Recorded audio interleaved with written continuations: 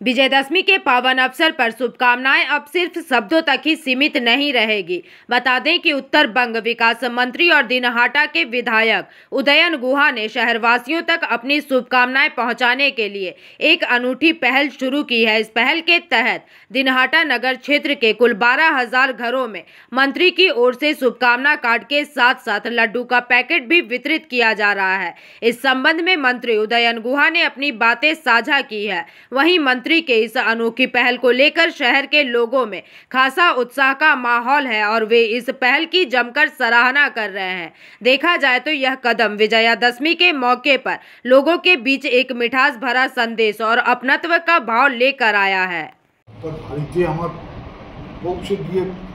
शुभेच्छा জানানো সম্ভব হয় না।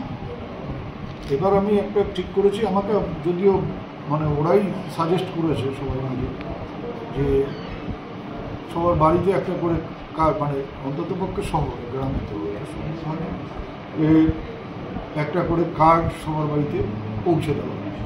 আমি তো বলেছি যে তোমরা যে দায়িত্ব নিয়ে করতে পারো তাহলে এটা কোনো অসুবিধা হবে না। তা আমরা একটা ব্যবস্থা করেছি, প্রত্যেক বাড়িতে একটা করে কার্ড যাবে এবং সামান্য মিষ্টি যদি সম্ভব হয় বাড়ি বাড়ি পৌঁছে দেওয়া সম্ভব।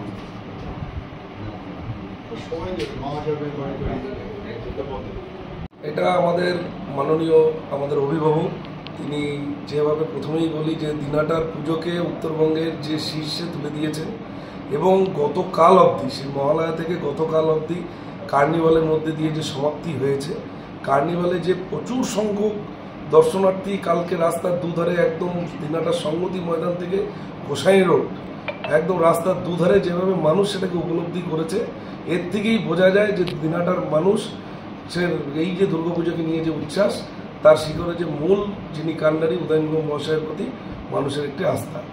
আর আজকের থেকে ব্যুরো রিপোর্ট, PVTV নিউজ।